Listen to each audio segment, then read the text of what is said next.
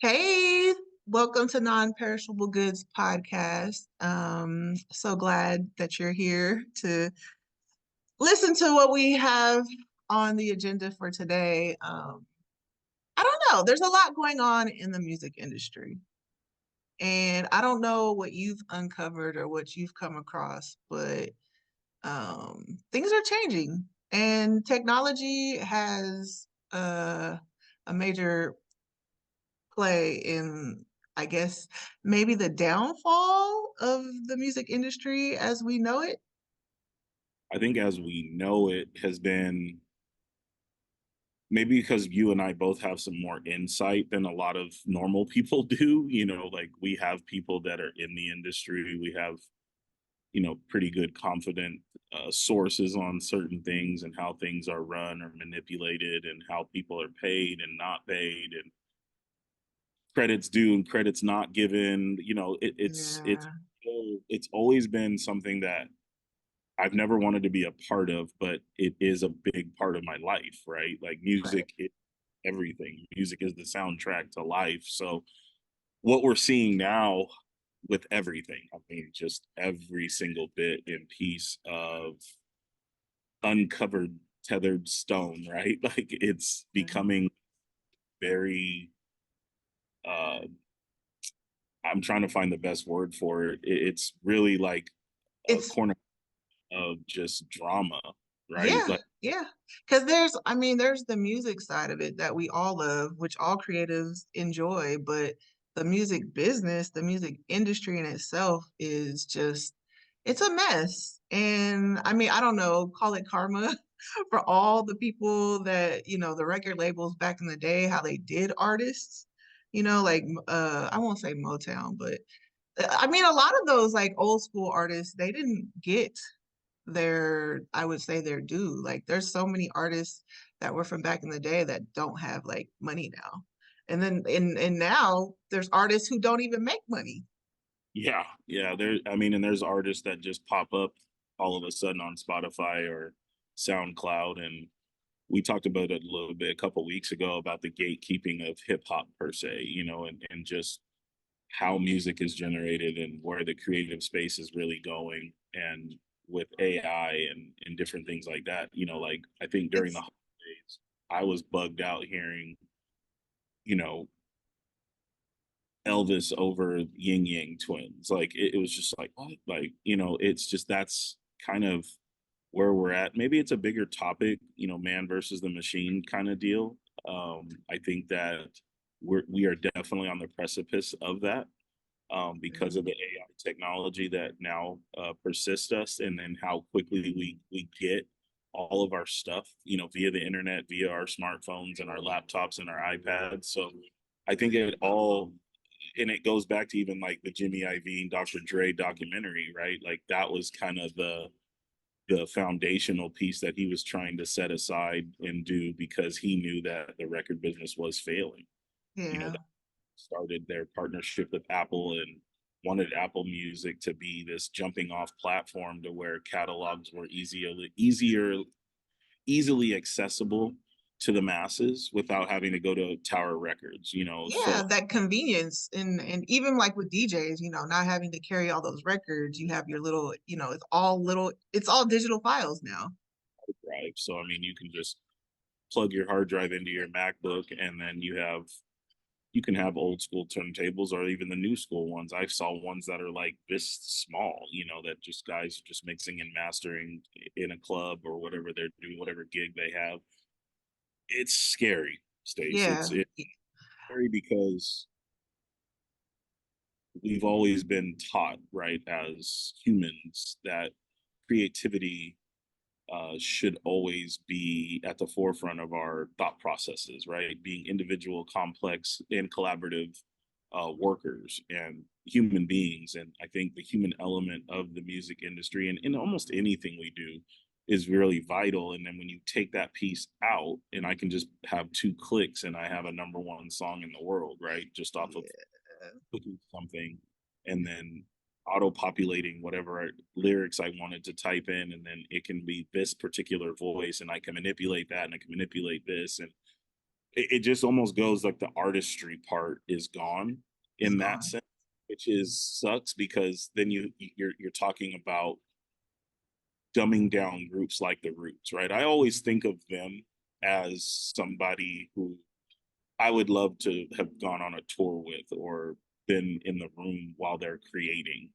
because I felt like those kind of groups or that kind of genre of hip hop per se has always been like looked and frowned upon by the masses unless you were really entrenched in it, and so uh, Well, this is one yeah. of I mean, like that's real musicianship. Those are real artists, real creatives. In the way that the music industry is going, we're not going to have real artists anymore. We're going to have a lot of people who know how to use technology to create a sound or create music.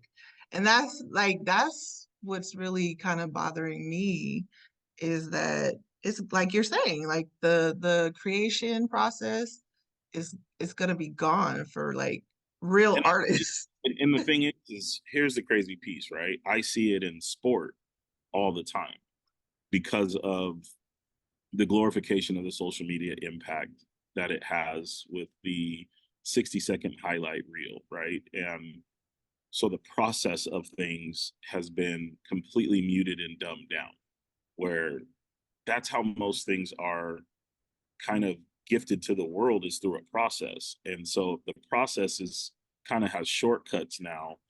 Yeah, Um, it's one of making it more accessible for yeah, everyone to enter, and that's the problem. Like that yeah, we do need gatekeeping because at this point, I mean, I mean, people are gonna be really creative with using these machines, this technology, but it's not, I just feel like it's not gonna be as authentic. Like you don't even have to be a real artist anymore. yeah. And I mean, and again, like knowing guys that are in the industry that work their asses off, for 25 plus years, I've told you a little background, just knowing the stereotypes, right? Who are now Mhm. Grammy award winners, who have, I mean, being their kind of day one supporters of what John and his group have done in the industry and just how far they've come. And to kind of see it not be awarded the way it should or be tasked in a sense where we got to give these kind of guys flowers, and they've really started at the bottom and now they're here, and then somebody in their living room or their bedroom can have that as much notoriety as them in that short of a span in time, and there's no rhyme or reason for it. That's the part that does bother Yeah. me. Yeah, it's not even about creativity. It's about you going viral. Yeah, And that it's like the music industry is changing from the music, the art to your virility or your ability, the data, like what your views are showing, and it's just all changing, and it's terrible. Like I'm really scared. I'm really nervous. yeah, I think that we wanted to have so much so soon that like it's like our parents used to tell us, be careful what you wish for, not understanding a process, right? And having a process of in an order of merit and a hierarchy and understanding that hierarchy, and you got to have this specific initial time put into this arena before you can jump over into this arena. Yeah, the And 10,000 hours, yeah, yeah, and but that that's the part that sucks is because then what are we really getting out of it? Like I saw a meme the other day. I thought it was hilarious. It's a lot of millennial. I think it's her name is CSA Punch or whatever. She does all the like our era of music, and then mid '90s all the way to the 2010s, right? And she's always doing funny videos cleaning the house or trying to figure out which playlist to play to do a task, right? And you look back at all that and then you see yourself kind of like, um, all this new stuff is sampling all of our stuff Mhm. in a sense.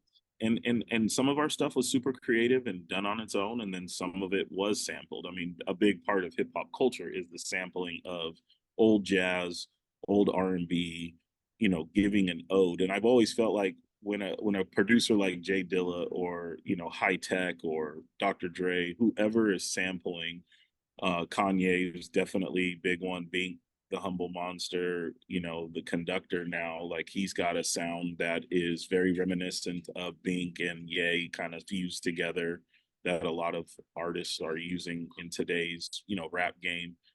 The whole Griselda crew, things like that, kind of giving an ode to Wu-Tang, that's how they're coming at you. And I think that part of it, I never had a problem with. I don't have a problem with new artists that pay homage to people who did pave the way for them. I do have a problem with the Ice Spices of the world and the Dojas. And yes, they're talented. Don't get me wrong. I know that's your girl. Wait. Okay, yeah, go ahead. I'll let you finish. That's your girl. I know that's your girl. And see, this No, is, because she is no, but she's a creative. She's a little quirky. she is creative.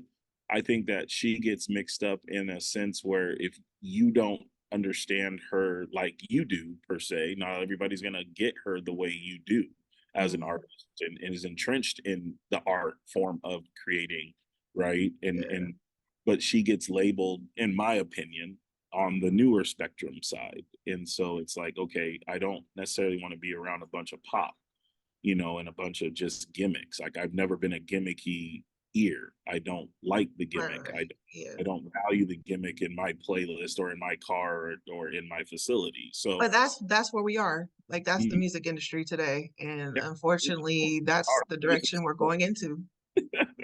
I It's just not gonna stop. I know it's not. Because I It's mean, Doja Cat, she's extremely talented, but she knew that she had to be a gimmick with that Moo song. Because that wasn't even her first song. Like I that know, Moo song is what put her on. I know. And it's a gimmick. But see, the same It thing was corny. with Mars and Justin and a lot of people didn't even, let's just put it this way, in Black culture, we knew who Usher was when he was 14. Okay. Not a lot of people knew Usher before, yeah, outside True. of being Black or in the Black, entrenched in a Black culture. And Yeah. then, I would say in just our generational era of music, I'm more prone to listen to you because of your backstory and because of your timeline and what you've gone through. So like Usher gave us his best album because of his infidelity with Chili, right? He gave us his best two albums, in my opinion, were because of the heightened relationship that he had, the precipice of that relationship, and then the downfall of that relationship. Gave us Mhm. the best music. Fabulous is one of my most underrated artists that I will have in my entire uh, catalog, right? And his best album is a mixtape. It's all three soul tapes, and he goes so in depth in those three mixtapes that it's very hard to listen to a lot of the new stuff because he Mhm. was going through something there. So the human element about creation is what always has fascinated me about music, Yeah. is what is this person going through? People dumb down Kendrick like that. That was a big thing over the weekend, right? Kendrick going at J. Cole and Drake. And Right. this beef has been festering for 10 plus years, online, through blogs, through different subliminals. Like, and my friends and I, we pay attention to all the subs. He had a quadruple entendre on this song that came out Thursday night at midnight, right? And it's Yeah. like, whoo, and it's like you can break it down. And I think that's the joy of music in a sense, especially in hip hop, is we get to kind of articulate it the way we see it and viewing it how we know his timeline and that person's timeline and this person's journey, as to making it relevant for us. And so we're either going to gravitate to it, or we're going to continue to listen to it, or we're going to just brush it off and be like, oh, that was a shit song. You know what I mean? Mhm. So Yeah, like I feel like all that is coming to an end. Like people are gonna like if you're sitting in your house all day long and you're creating content, you're not really getting social experiences. You're not really bringing any of your life, your real life into your music or what's being created. So we're gonna get a lot of You very remember when we were surface, young, huh? right? You remember What do when you, we were young, virtual reality, with Max Headroom and those types of things were a thing. They were a failed thing though. Remember that? Like it was a failed attempt to virtualize socialization with each other and because you communicate. need that human interaction, You like to do. have real moments. Like, Remember I those mean, games we used to play at in middle school? We play The Sims.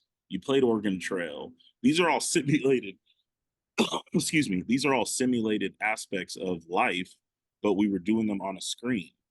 And so it was giving us a hyper reality of what was actually the truth, right? it's Or almost what, like sci-fi. Like music is about to be like a fantasy world. yeah, yeah. It's not going to be real experiences I have anymore. friends that love Total Recall, and I watch it just for the fact that Arnold Schwarzenegger is a nut in the movie. Like I just it's bad acting, but there's people who love that movie who swear by Total Recall, The Fifth Element. These types of genres of film are now coming to actual fruition. That's scary to me. That's really scary to me because Yeah. I again, mean, we're almost in 2030. Think yeah, about it. We're scary. living in the future. We're in the future. It'll be 2025 next year. Yeah, That's very futuristic, you yeah, know? yeah. And I I mean, think the music industry, this is what they're gonna fool with, all this weirdo stuff, that we're talking about. But I think the the counter to all this is that, I mean, you see it with the LaRussells and you see it with a lot of these people that have just got laid off. They're going into a more artist to consumer or artist to fan model. which is why I respect LaRussell. I respect Hit Boy. Hit Boy's put out more music in the last 3 years than a lot of people have done in Yeah. a lifetime. Right, because people are going indie and now it's, the whole like Web3 and the NFT era, like that was all a great like it kind of came and went, but it's gonna stay. That technology is gonna stay, and artists are going to have to be more entrepreneurial, and they're gonna have to look at it that way. They want to sell their soul in a sense, and I think that that's the sad part about all of this is that you're seeing because you got to remember we were we were raised on Def Jam. We were raised on Loud. We were raised on MCA and Ruthless and Raucous Records. We were raised on Uptown. We were raised with Bad Boy. We were raised with Death Row. Um, and A there's an lot of them. allegiance there, but you got to remember there's an allegiance there that we all have in our demographic of age and culture and what we've experienced. That part of it's very hard to let go, and including our parents, right? They grew up with Motown in the 60s and 70s, and Berry Gordy and Quincy Jones and these types of moguls, and they've had these types of struggles to adapt and or die, and those genres did die, and so it's hard when you're living through it to really realize like there's certain aspects of hip hop culture and R&B culture in just those two parts of the music industry, right, that we're kind of alluding to because those are the heavier parts that I know you and I both listen to. I have a very eclectic ear. I've never been a country guy. Like I've listened to country because of the sport I played. It was always Mhm. on. I know a lot of 70s rock and 80s funk and pop and the Cyndi Laupers and the David Bowies of the world because that was just our era. And it's like I always felt like we're kind of blessed because we had such a great ear for the Isley brothers, and then you had, you know, Madonna. It's just there's so many different avenues that you can trace what our ears are so prone to hear. It's just very hard to listen to today's Yeah, music. yeah. And it's I hard. don't even like. Yeah, I don't. It's really hard. Like I put out playlists, Mhm. and And I have a lot of them. yeah, I have and I haven't been able to create, like I used to be able to put one out maybe every 3 months, every month, but now I just don't like music. Like my ear is so different than what's out here. Like the mainstream stuff, it's all the same. There hasn't been anything revolutionary or groundbreaking in a very long time. can I ask you a question? And I'm interested to hear your take on this. I felt like during an era, it's just maybe 5, 6, 7 years ago, right? When Insecure dropped, right? When Issa dropped Insecure. I Mhm. felt like that was such a renaissance of indie hip hop, indie R&B, things that really were, kind of along the lines of a Kendrick with Erica Badu mix, of really good, this is where we're introduced to Summer Walker and Bryson Tiller and Frank Ocean and Odd Future and those types of groups.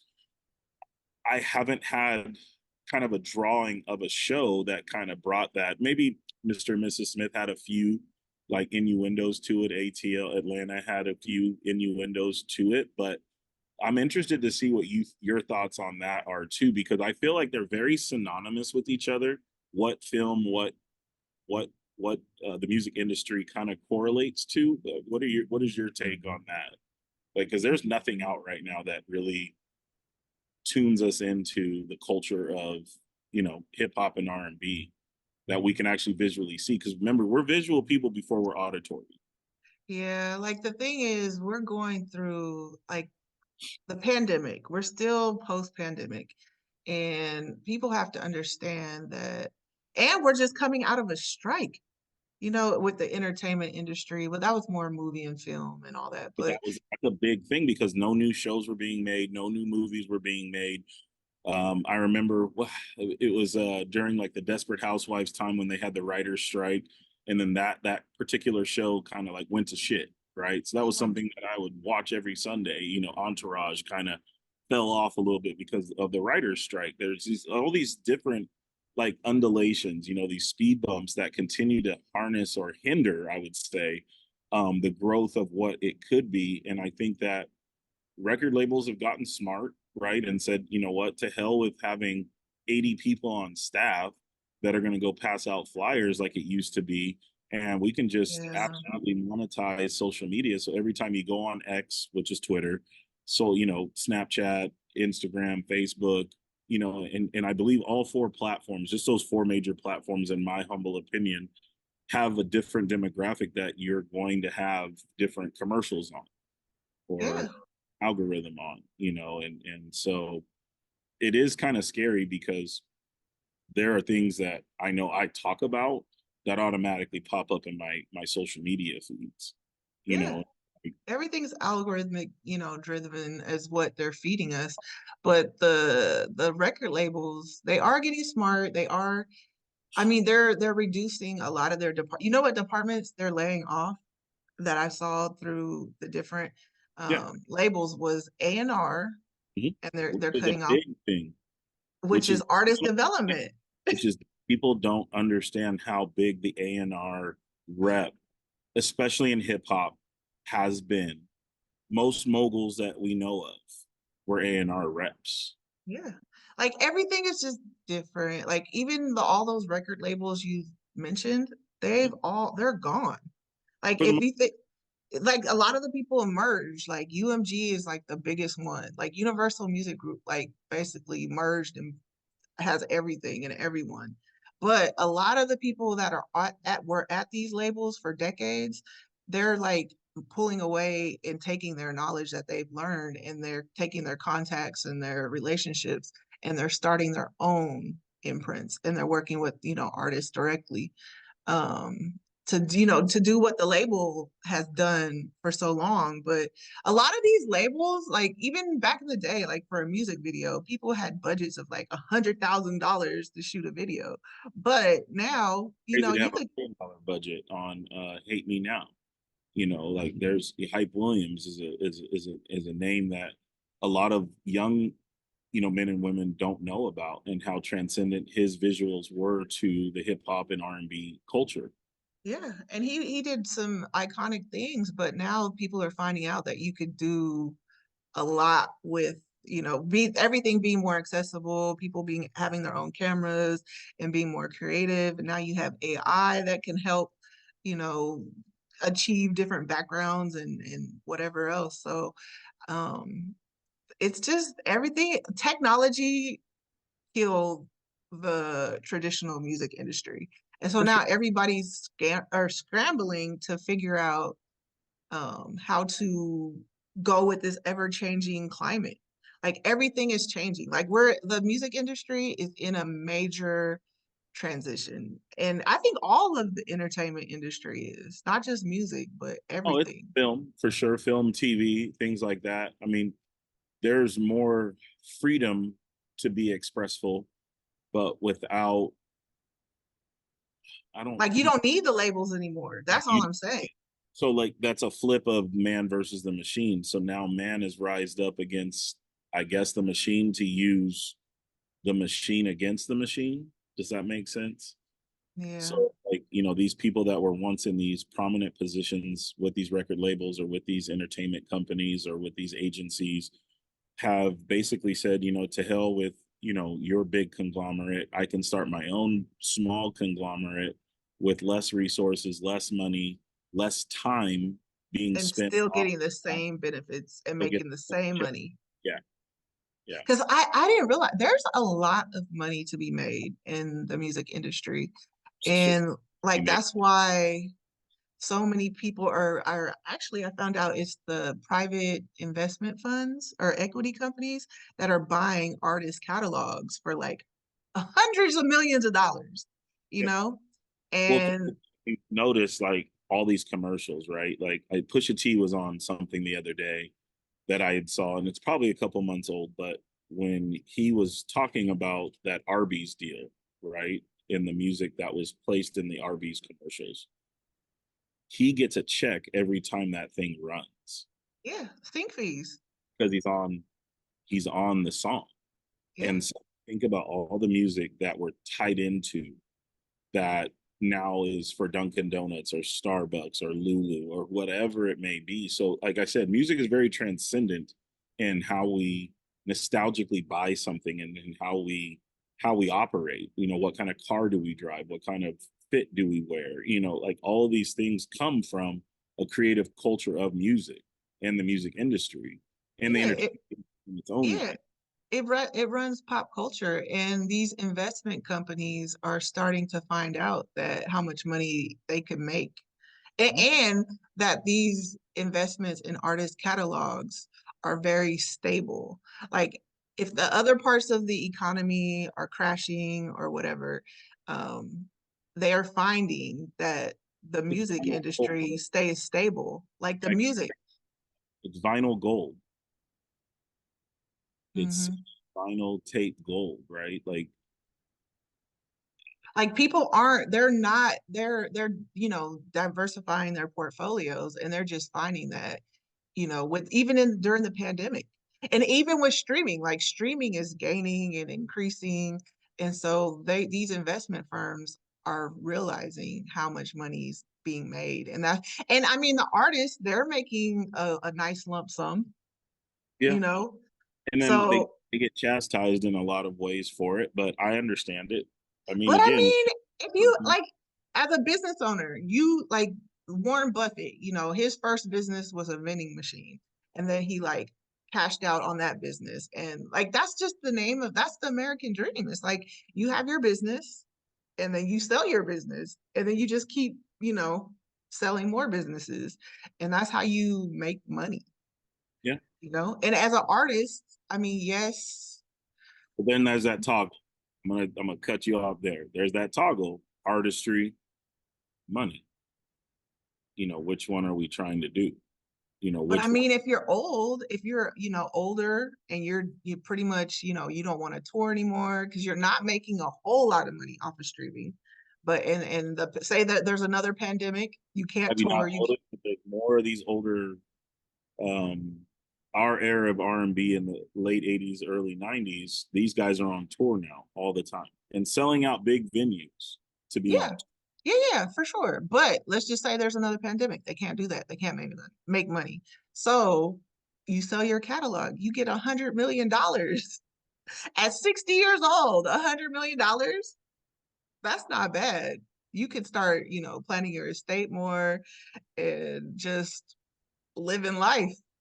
Do you feel that there's people that are going to gatekeep on generational wealth within the Black community? Um, well, like in what do you mean? In which ways? Like who? stuff just doesn't line up sometimes with maybe my thought processes of things, but it seems like a lot of our artists or moguls per se, i.e. Russell Simmons and Diddy now going through what he's going through, which is just catastrophic, right? That was our Yeah. pre-production talk. It's just like it's kind of a somber day.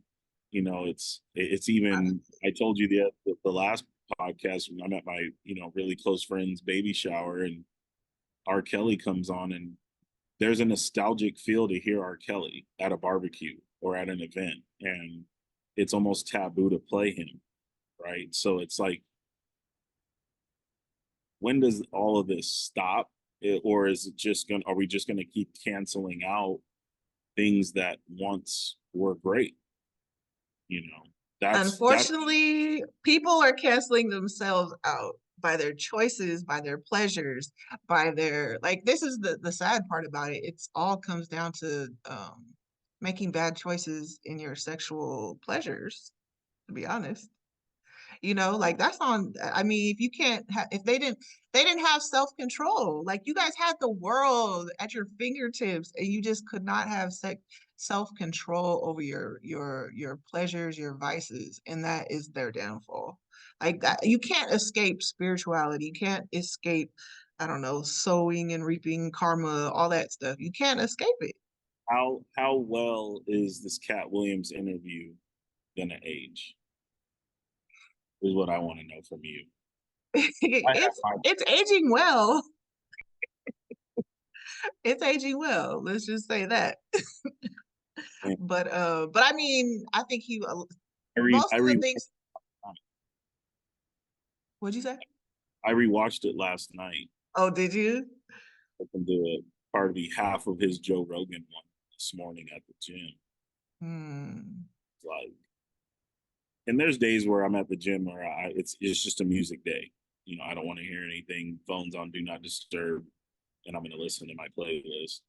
And today I felt like I need to listen to something with some substance and kind of get my mind and my train of thought into what we're going to do, what we're doing right now.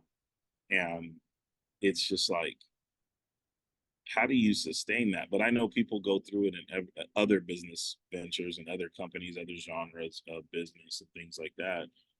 It's just, what kind of moral compass do you have for an artist? Because at the end of the day, when I think of artists, what I've always thought of artists are extremely creative. Like my oldest son is an artist, right? And he's creative. He has more creativity in his, left pinky toe than I do on any other form of my body or brain. And so I think sometimes you mix in artistry with entrepreneurialism and different things like that. And I struggle with that as a baseball coach. Personally, I love being a coach. If I didn't have to do the entrepreneurial side of making money and being a businessman, sorry, they're doing a long workout here. Thought I was gonna get away with it. Uh, I don't hear it. Okay, good. I hear it. So it's I all know. bad. But it's just little things like that that get your mind going. That's all. So I mean, I think we're gonna see the worst of days coming up within the industry. I think, our viewership and other people have to kind of be prepared for it. Our generation has to be prepared for it because Yeah. it's coming.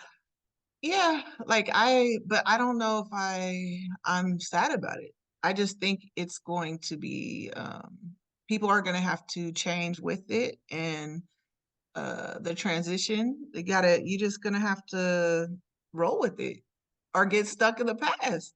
But the music industry as we know it is done. Like I mean, they're doing their best to hold on, and that's why they're doing so many cuts. But a lot of people are realizing how cutthroat the music industry has been to people that have like given them their whole lives, and they're starting to see that I gave this company my whole life, and they just cut me like nothing. So I just think a lot of people are going to take the counter to it is they're going to take their power back somehow and become more entrepreneurial and movie in the whole gamut of Star Wars is so big, right? It's the rise of the resistance and the, the new world order and things of that nature, because those types of entities, right, are so uh, anthropic towards us, and we're empathetic to that story because that's who we are all the time, you know.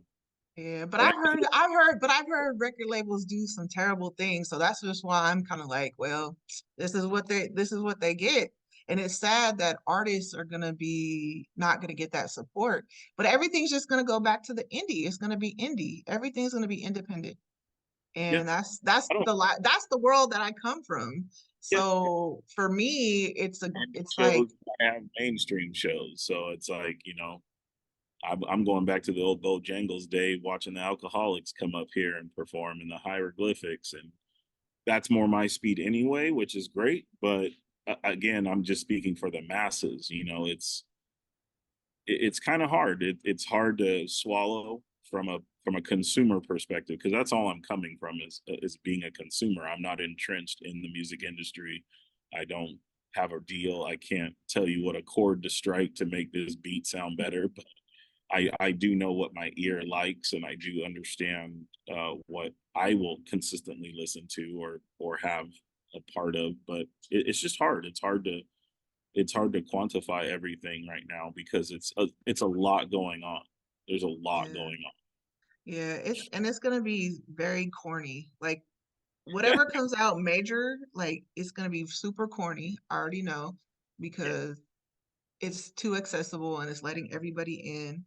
Because like they were saying something like there's 65,000 songs uploaded to, uh DSPs every day. 60,000 songs. Like that's crazy. Like it's and so I don't know. I just think artists or creatives shouldn't be discouraged. They should know that you're going to have to build a team yourself. You're going to have to use these tools like social media. There's still lots of opportunities, but you're going to have to be run yourself as a business, as you know, as an individual or collaborating with others and building teams and just working together. Kind of like LaRussell, his whole like camp and what he's doing. Like he's basically giving everybody the blueprint right now of how it's going to be. and he says it all the time. He's giving you the blueprint. Yeah, like You it. used to be lazy with it, and I think there's a lot of people that are giving you blueprint. Jay-Z gave us a blueprint, but he gave us a blueprint on a factual, his own facts, right, and his own way of doing things. But he had a lot more capital, obviously, than a lot of other artists. And And that's the hard part. Yeah. we're just now starting to give kudos to guys like Scarface and Too Short and E40 for all their entrepreneurial ways, and finally giving them their flowers and them being accepted in within the mainstream, Yeah. and Because the so thing with with the majors is you get a whole lot more reach, I think, and you have a lot more contacts to, that was get your creepy. So I think the reach is just as much as if you want it to be. One song can go viral, you Yeah, know. exactly. That's what I'm saying. Social media really changed the game for a lot of people. XM, that is basically like TikTok, influencer music station. Because there's certain songs we all know and can hum to, but we don't know the actual song. We just know the first part of the song. You know what I mean? It's in Yeah. a lot of hip hop artists have taken a liking. Like a lot of people don't know who JID is, right? In Dreamville and that whole crew, and I feel like J. Cole is super, super just intelligent, and just his way of bringing his whole entire crew up. And then one song, the surround sound song, which is old, it's old. I remember bumping it 3 years ago, old, and now it's got its own, you know, deal, right? And it's got its own little dance and gimmick to it. And so all these songs that have gimmicks to it, I mean, I hear reels that have Camplo, and it's like, and Camplo is one of my favorite duos ever. This is it. What? So Lucini pouring from the sky. Let's get lit. What? Oh yeah, I love that song. thousand, right? And so hear it on people's or even basketball highlights. They're now taking Anita Baker and Gladys Knight songs and making mixed, kind of mixtape highlight reels with old school R&B. And I feel like our era is the one that everybody draws from. It's hard because we know with the people we know and the things that we've read and been through, um, how hard it was to even get that information out, right? Like we Yeah. had to, we had to rely on Double XL, we had to rely on the Source, we had to rely on Jet Magazine and these types of publications that no longer exist. Hip Hop DX, that was one of the first like websites that we would go to get our kind of breaking news. Now it's TMZ, dropped the bomb yesterday, and it's like, dude, like we're at a baseball game, and I'm watching baseball moms on their phones Oh reading about. really? Awkward. So awkward. It's like, oh my god, dude, like Right. It's I'm just not looking forward to this at all. it's scary. Like every day, like, and people are just, you can see all the blogs and everybody just going crazy trying to just release People, any information, any breaking news. And it's like, come on. anybody that's in a position of power, and I don't even like to say I'm in a position of power. I'm an influential position of young men every day, and a sense of skewedness now comes with what I'm doing because I'm going to be looked at in a specific way or in a different way. So everybody that's doing all this stuff or a part of it, they don't realize the cause and effect sometimes of their power towards the little man, i.e. myself, or even yourself. Yeah, like I don't think when fame is blinding and people just don't make good choices when they feel they're untouchable. And that's where I think they messed up. Cause like why how did he think he was gonna get away with all of this? Did he, you know? If the allegations are true, like how like what? So he must have thought he was gonna be able to get away with all of this for all this time. He just but I When you just think it's well, you it's have a circle of people that are elitists, right? They're the elites. and they know that they feel they can't be touched. Look at Trump, what he's going through right now. Yeah, The man well, has 91 indictments. Like, they're running for I president, mean, he which has every allegation against him from every, I don't which know, every arena. And well, he's president. He could be president. it's gonna happen, and it sucks, and it really does. It's Hmm. So I think this is just the state of the world that we're in. Like people just get ready. Like it's like it was so weird. I felt like this year was going to be like a year of revelation, and a lot of things are being exposed. I mean, from the government, like every industry, we're the truth is coming out. read Deuteronomy, go read Revelations and Galatians and Ecclesiastics to keep your mind sane. You got to read Ecclesiastics, but And you there's know, nothing new under the sun. This is happening.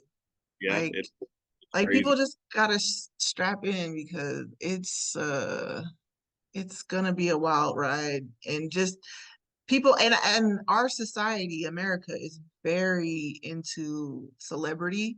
Like celebrities are like our royalty, I guess. I don't know. I don't know. I mean, I don't know why. I don't. I still don't understand. But I maybe because they make money in our society. Yeah, but again, it's that what I told you about kind of the from an e-commerce or econ perspective. That's what the social caste system is all about. Is you and I could be born dirt poor and maneuver our way to be filthy rich, and Yeah. So I guess, our celebrities are at the top of society and people really idolize. And those people are gonna get hurt the worst. or just I just believe everybody's human. go play false prophets. That's on the. I think I wake up to that joint every day. It's one of my alarms, and Mm. it's true. I mean, unless Who's you that by? Who's that song by? J Cole, J. Cole. false prophets, and there's a lot of false prophecies that are being fulfilled now, and a lot of this is for me. It's always been written, so I mean, nothing really shocks me. It's just kind of sad because there's a lot of nostalgia that comes with specific music genres and the people that have provided those musical genres or songs or apparel. There's just a lot. There's a lot to chew on. There's a lot to really realize, and I think it's with any industry. It doesn't matter if it's sports. It doesn't matter if it's entertainment. It doesn't matter if it's government. There is Or going, oil, the oil industry. and see, certain people will attack those things, and we call them conspiracy theorists. And we dumb the truth down in a lot of ways because the truth always comes with a witness, right? One of my parents in my program always says that, and I chuckle because I'm like, "Ooh, you sound like my granny," like because that's Right. how she was all the time with her and with her girls in the congregation. She's like, "The truth always comes with a witness, baby."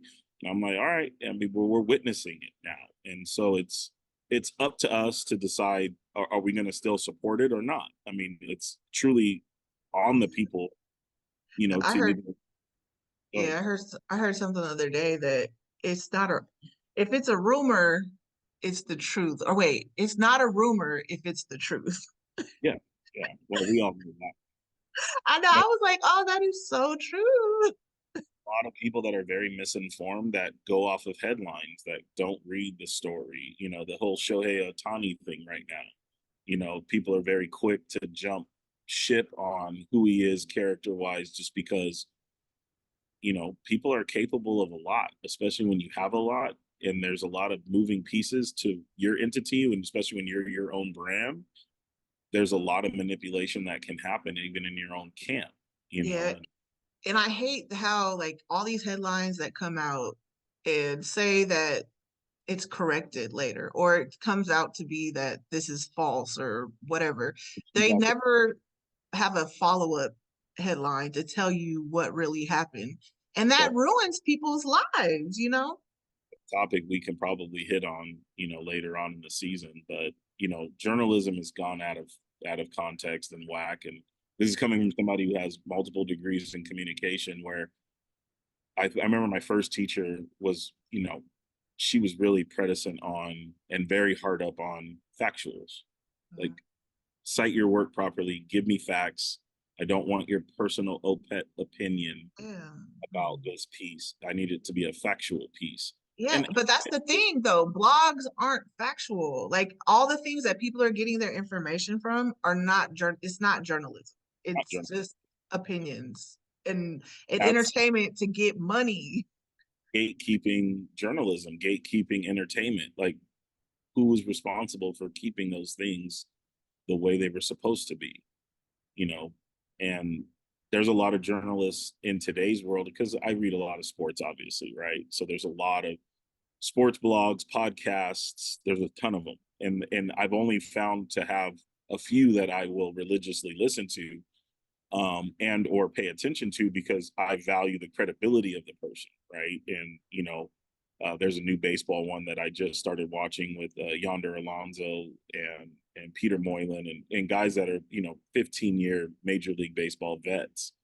And it's not really a podcast; it's more of like a storytelling session, which is for me is great because that's how I've always felt the game of baseball is it's about sharing your experiences at war, basically telling war stories and giving your insights of what you dealt with. But at the end of the day, you do have to box it into it's an opinion piece, and it's an opinion podcast. It's what that person particularly went through.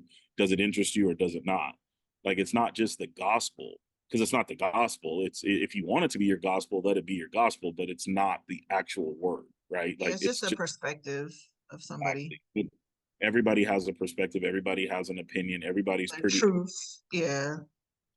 on what they want and what they are. I mean, again, that's why we're here too. We have our opinions about our thing, and we're going to have our moments where we're going to disagree on things. I don't think it's ever going to get to a point where we're belittling each other or engaging in being rude, right? But at the end of the day, like, we do align with a lot more than we probably disagree on, which is why I feel like this is more like, and this is just a personal piece too to this, is it's just why I'm more comfortable being in this space with you per se and talking about lifestyle things and things of that nature, because I'm not just a baseball coach. I have this part of me who loves music, loves culture, loves shoes, loves clothing. Like, I'm very into fashion and I'm very into these types of things. And you kind of get, as a human, a lot of times you get boxed into one thing, you Yeah. know, And that people want that. People try to put you in one thing. Like you always, what's the thing that oh lady told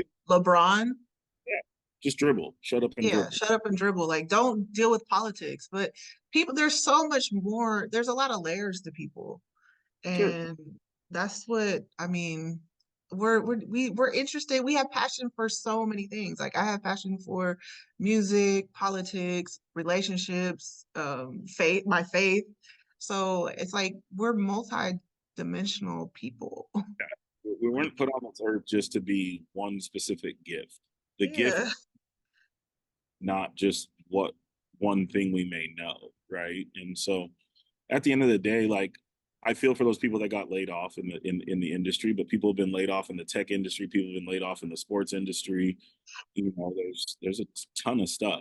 Yeah, and one thing that I found that was kind of interesting was that, it still affects of the post-pandemic is that a lot of the tech industry layoffs are happening because they had overhired so many people during the pandemic because, everybody was online and ordering.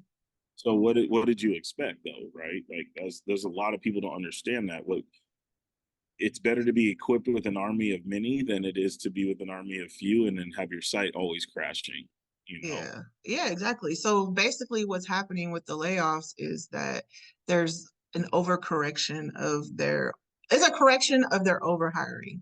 Because like America is capitalist, and America is led by